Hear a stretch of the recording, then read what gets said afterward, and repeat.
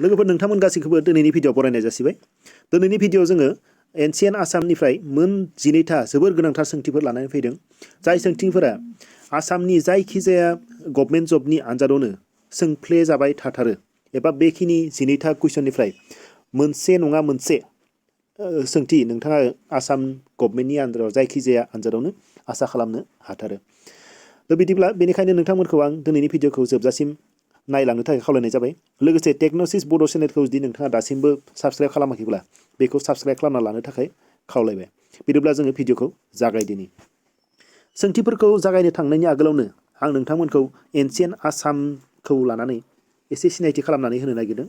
जोंहा एनसियेन्ट आसाम होननानै बुङोब्ला बेखौ 350निफ्राय लानानै 1206 मायथाइसिम हमजायो आरो बेखिनि समाव मोनथाम राजा फोलेरा आसामाव रायजो खुंदोंमोन। बेफोर जाहैबाय बर्मन डाइनास्टि, म्लेच्छा डाइनास्टि आरो पाला डाइनास्टि। बर्मन डाइनास्टिया 350 मायथाइयाव गायसनजादोंमोन। म्लेच्छा डाइनास्टिया 650 मायथाइयाव गायसनजादोंमोन आरो जा पाला डाइनास्टि बेयो 900 मायथाइयाव गायसनजादोंमोन। बिदिब्ला जोंहा दिनैनि जा मोन 12था सोंथि बेयो बेखिनि मोनथाम डाइनास्टिनि सायावनो जागोन। सोंथिफोरखौ जोङो जागायदिनि। सोंथि number 1 Correct chronological sequence of 3 dynasties is Bormon dynasty, Pala dynasty and Mlechcha dynasty is अर्थात बे मोनथाम डाइनास्टि बर्मन डाइनास्टि, पाला डाइनास्टि आरो म्लेच्छा डाइनास्टि बे मोनथामा क्रन'लजिकेलि जों जुदि एरेन्ज खालामोब्ला माबायदि बबे मोनसेया कारेक्ट जागोन बेखौ सोंदों। जोंहा गिबियाव बर्मन डाइनास्टिया फैदोंमोन। बिनि उनाव सेकेन्डआव म्लेच्छा डाइनास्टिया रायजो खुंदोंमोन। बिनि उनाव पाला डाइनास्टिया रायजो खुंदोंमोन। बेखायनो बेवहाय जुदि नायोब्ला जोंहा अप्सन बिया कारेक्ट अप्सन। गिबियाव बर्मन डाइनास्टिमोन, बिनि उनाव म्लेच्छा डाइनास्टि, बिनि उनाव पाला डाइनास्टि। एसे आगोलावसो जोङो बेखौ सावरायखांबाय। कुइसन number 2 Which dynasty succeeded the Mlechcha dynasty? बेखौबो जों एसे आगोलावसो सावरायखांबाय। अर्थात मा बुंनाय जादों म्लेच्छा डाइनास्टिनि उनाव मा डाइनास्टिया फैदोंमोन एबा मा डाइनास्टिया म्लेच्छा डाइनास्टिनि उनाव दंमोन। जोंहा माया पाला डाइनास्टिया म्लेच्छा डाइनास्टिनि उनाव फैदोंमोन। बिदिब्ला अप्सन सिया बेवहाय कारेक्ट। सोंथि नाम्बार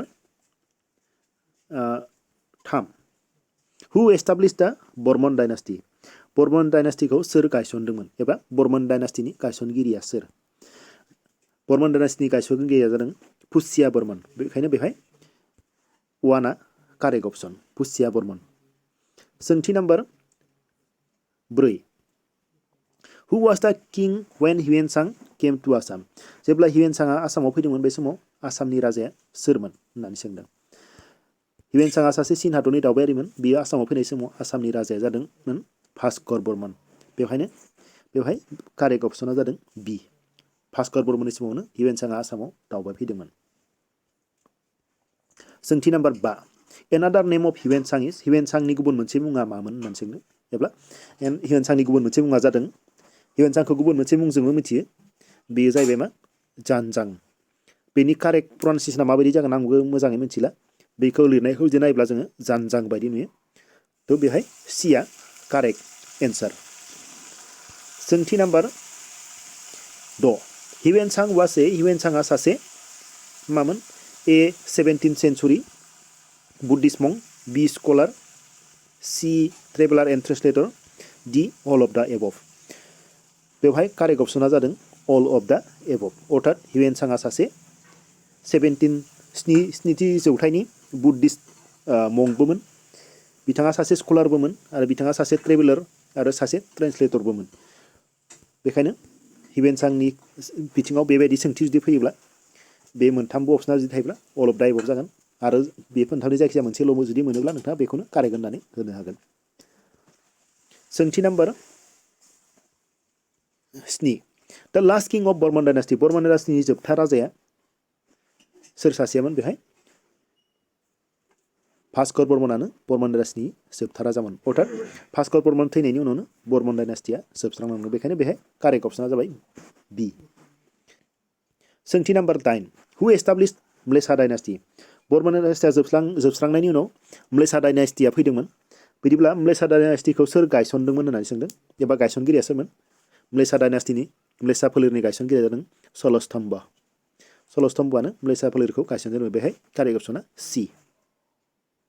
बेनि उनाव व्हेर वाज द केपिटेल अफ म्लेच्छा डाइनास्टि रुलार्स म्लेच्छा डाइनास्टिफोरा रायजो खुंनाय समाव केपिटेल एबा राजथावनिया माबेयावमोन होननानै सोंदों थ' बे समाव राजथावनिया जादों हरुपेश्वरावमोन बेवहाय अपसन बिया कारेक्ट अपसन म्लेच्छा डाइनास्टिया रायजो खुंनाय समाव राजथावनिया एबा केपिटेला हरपेश्वर होननाय जायगामोन आथिखालाव बेयो तेजपुर सोंथि नाम्बार जि हु एस्टाब्लिश द पाला डाइनास्टि म्लेच्छा डाइनास्टिया जोबस्रांनायनि उनाव पेला डाइनास्टिया फैदोंमोन पेला डाइनास्टिखौ सोर गायसनदोंमोन होननानै सोंदों पेला डाइनास्टिनि गायसनगिरिया जादों ब्रह्मपाल एबा ब्रह्मपालायानो पेला डाइनास्टिखौ गायसनजेनदोंमोन बेखायनो बेहाय कारेक्ट अपसना जादों ए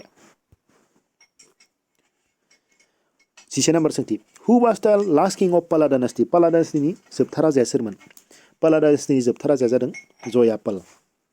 जयापालानो पाला डाइनास्टिनि जोबथा राजामोन बेखायनो बेहाय कारेक्ट अपसना सि जोबथा कुइसन हु एस्टाब्लिश द सुतिया किंडम एट स्वर्णगिरि पाला डाइनास्टिनि जोबस्रांनायनि उनाव स्वर्णगिरियाव सुतिया किंडमखौ गायसनजादोंमोन बे सुतिया किंडमनि गायसनगिरिया सोरमोन होननानै सोंदों एबा सोर गायसनदोंमोन होनना सोंदों सुतिया किंडमखौ गायसनदोंमोन बिरपाला आरो बेखौ गायसनदोंमोन स्वर्णगिरियाव थ' जोंहा बेबायदि जोङो मोनजिनैथा कुइसन दिनैनि भिडिअ'आव सावरायबाय बे मोनजिनैथा कुइसना जोबोर इम्परटेन्ट कुइसन्स बेनिफ्राय मोनसे नङा मोनसे जायखिजाया गभर्नमेन्ट जबनि आसाम गभर्नमेन्टनि आन्दाराव जायखिजाया जबनि आन्जादावनो फैखाथारो बेनि उननि भिडिअफोरावबो जों बेबायदिनो माखासे गोनां कुइसनफोर लाबोबाय थागोन नोंथांमोना जोंनि टेक्न'सिस बर' चेनेलखौ जुदि दासिमबो साबस्क्राइब खालामाखैबा अन्नानै साबस्क्राइब खालाम आरो लोगोसे खाथियाव थानाय नटिफिकेसननि जा बेल आइकन बेखौबो थुनानै ला जाहाथे इयुननि भिडिअफोरनि नटिफिकेसनखौ नोंथांमोना मोनबाय थायो भिडिअखौ जोबजासे नायनायनि थाखाय नोंथांनिसिम साबायखर बावनाय थाबाय गोजोन्थों